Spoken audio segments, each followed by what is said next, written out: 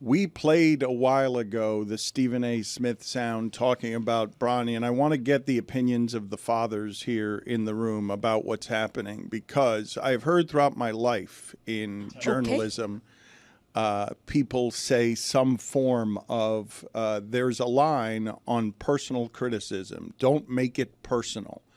And the line moves, right? Because everyone's definition of what is personal is a little different. But if you attack someone's son on television and they're a professional athlete and it ends up sounding like this, you might want to prepare for the confrontation that Stephen A. found himself at the center of as the weekend began. Listen to this sound. I'm really, really trying to be as respectful as I possibly can be towards LeBron James. One of the top 2 or 3 players in the history of basketball, number 2 in my eyes. A treasure to the game of basketball that we should and will all miss when he is gone. I am pleading with LeBron James as a father. Stop this. Stop this. We all know that Bronny James is in the NBA because of his dad. The first game of the season, opening night, the Griffeys in attendance, father-son duo playing in an NBA game for the first time, an absolutely positively wonderful story. And then reality sets in. It remains jarring to see Chris Russo look that jaundiced because the lighting is that bad. That felt like an episode of General Hospital. I want to ask you guys about this, where acting and entertainment start infringing on where it is that we head with some of this stuff. Because as news is leaking that Stephen A. has re-upped at ESPN for 5 years, $100 million plus, I'm going to assume that Stephen A. is going to be given some form of leeway over scheduling at ESPN, that he's going to be able to put his stuff where Around the Horn used to be. And at the game on Friday, LeBron finally courtside while Stephen A. is sitting with Ari Emanuel and Larry David, because he's climbed to a cartoon stratosphere where he's with the really famous people.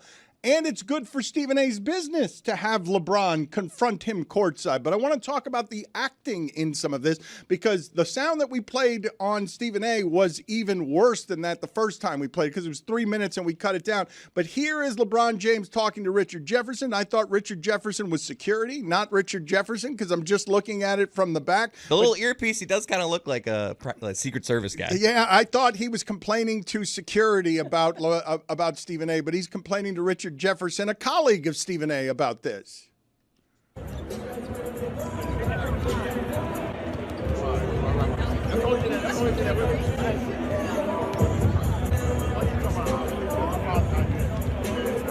The sound's not great, and he's covering his mouth as he learned to do down here with Dwayne Wade, but people could pick up that he's saying that the part that he's objecting to, I'm pleading with you as a father, that's the line. What's the line on personal? Tell me, when your son is a professional athlete and you're the most famous athlete in America, what's the line as a father? I think there is no line.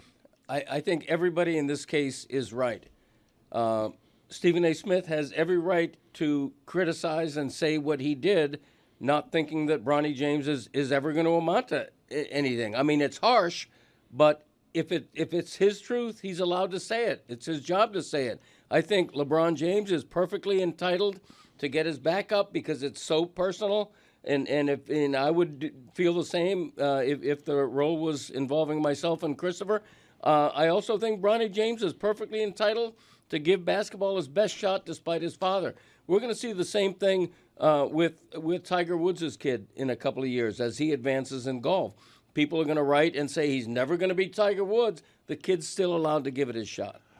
Agreed that you have these freedoms, but I would like to have some lines here around something that has no precedent. This is not something any of us have ever seen, a son getting a shortcut to the league when he's the son of the greatest athlete in the sport and the greatest athlete economy in the sport. And we've been making content off of this family for 20 years.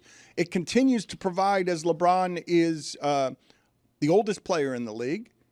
And I'm not a father, so I don't know how emotional this would make me. But I believe that that doesn't cross the line. It's theatrical. It's what's being rewarded now in media. Where can you find the confrontation? Turn up your true feelings wherever they are that are at a 5. Turn them up to 10. And the confrontation courtside isn't something that Stephen A. Smith minds. In fact, he understands it. He understands why a father would go after him on that. But once his son signs professionally, I don't know what the rules are supposed to be. I legitimately don't have an understanding of where it is that you can put the line when Stephen A. Smith is saying on the front end, he's offering all the respect on the front end that softens the criticism, but then he just says flatly that this is nepotism. This is a child who does not belong in the sport. He's not even treating Bronny like an adult or a professional. He's treating him like a child that doesn't belong. And it's up to Bronny to prove him wrong, right? I mean, it's up to Bronny to prove him wrong. That's why I get the feeling of all three principals in this matter. I don't think Stephen A's wrong. I don't think LeBron's wrong for getting his back up either, because he's talking as a father, not as a teammate. He's also made this a lot harder for Bronny than he has to, while making it easier for Bronny than most people have, right? Because, like, everything around Bronny getting to the NBA was kind of like, okay, like, this isn't normal. Like, saying, hey, you know what, if the Lakers or if any other team drafts Bronny, he's going to go play in Australia. Like, that's not normal for someone who is in Bronny's position, right? And he goes and he plays in the first game of the year, and they have the cool moment. Like, it's okay for LeBron to be mad, but it's also okay for LeBron to be wrong about being mad about this situation, because Bronny is a professional, and he's not being targeted, I don't think. He's only being targeted in the sense that if someone else is in Bronny's position, we wouldn't be talking about that person at all. Like, not at all. The only reason they're talking about it is because it's Bronny's son, but also because LeBron keeps kind of putting him out there, saying there's no player that's better than Bronny that I'm seeing in the NBA right now. And having him partially be in the G League sometimes, then sometimes in the NBA when the G League is traveling. And, like, it's just a weird arrangement. And I think in the clips that, I mean, we haven't seen all of the Stephen A. clips, but in the clips that have been out there, Stephen A. said as much as, you know, I think that he should go to the G League and he should develop into an NBA player. I'm not saying that he's not going to be at some point in time. He's just not right now, which isn't crazy criticism, but, like, you understand why LeBron would get sensitive about that, but also he's wrong. Let's not forget they are the highest scoring father-son duo in NBA history. I just feel like that should be said. Yeah, I love doing that to Hank and Tommy Aaron, the most home runs hit among brothers. So wait, let's examine what it is that Billy's saying there, because he's saying LeBron's wrong, but I don't think that fathers think that other fathers are wrong in the spaces where the soft emotional stuff I'm a father. is. I said he's wrong. The father thing is so friggin' flimsy to me. Everything that Billy said, like, when Stephen A. decided to do this, the timing was so goddamn weird because it was when Bronny was in the G League and actually playing well. Like, he just rehashed something out of nowhere, and he's like, as a father, I implore you, and all of this is made for TV. It's just dumb. Okay, you say that, but made for TV dumb represents what percentage these days of sports content when the games aren't being played? Anybody got any theories on Well, what? I know I would like to cede my time over to Jess. I know you pose this just to fathers, but, like, this is a really dumb thing. And I'm kind of angry at our show for leading the show with this really dumb thing. I'm a father of a daughter, but she's a dog. Yeah. And also I'm a mother of her, but that doesn't make you a father or a mother. Then I'll wait until the next segment. Okay. I would like Jess's opinion. Well, she doesn't want to give it, and I can't force her to give it. Very And Mike- progressive Mike- of you. Mike Well, you can't know, force you didn't her want to to give it to The me. gambit You was said when the show dads. started, you want to hear from all the dads, which is literally everyone except me. So I'm gonna wait And until me. that's no And longer. me. Well, Dan gave his opinions. I disagree with Mike. I think it's a very valid conversation to have. I think it interests a lot of people, fathers and non-fathers, parents and non-parents. And the rule of thumb with athletes, right, is always my family's off limits. Okay, criticize me all you want, but don't bring my family into your whole media circus. Not when they're on the roster. Well, that's the But thing. this is That's where the different. line That's my point. changes. He's more than just family. He's a teammate. He's trying to be an NBA player. He's volunteered to follow in the biggest footsteps in sports. So it's way beyond family, LeBron. It's funny though that we can all acknowledge, wow, that was a shortcut to get to the NBA, obviously.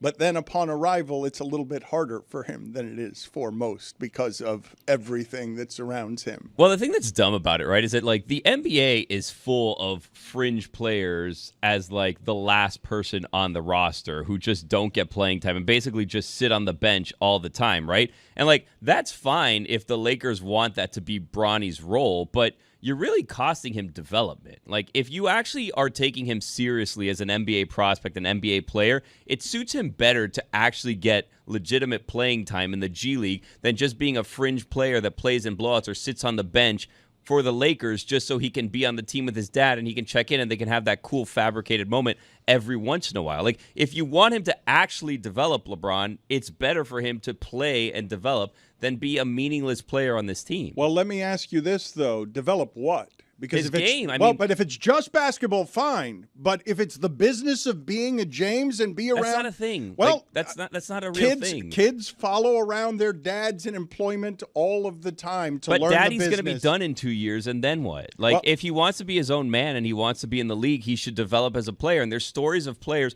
who go and develop in the G League and then come out and are productive NBA players. He's wasting time, honestly, of development if he's just sitting on the roster for them to continue to have these moments. Look how cool it is they're on the floor together. He's bound to fail, right? Bronny is, and he must know it more acutely than anyone does. 2 years from now, he may be playing on a team in China.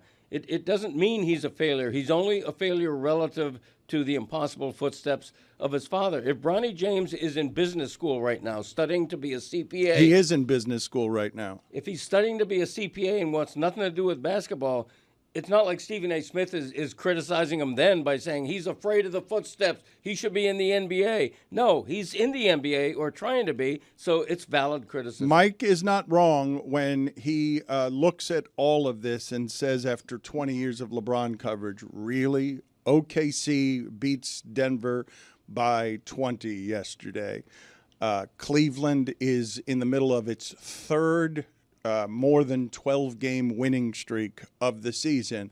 And I think we would all acknowledge that a Cleveland-OKC final is a disaster for the sport, even though those are the two best teams. I mean, don't get me wrong. As a father, I also don't want to talk about Oklahoma City, Cleveland matching up in the NBA final. I think the most interesting thing that's happening in the sport is still like the ramifications of the Luka trade, what it's done to the Dallas market, how they've totally unraveled there. I think that's like an interesting drama, and LeBron is a part of that. This one just seems entirely manufactured from the timing. I think we all know what this is. If you wanted to keep LeBron James in purple and gold, part of the deal was you were going to pay his son $8 million and try to develop him in your franchise, and everything else around it is just BS.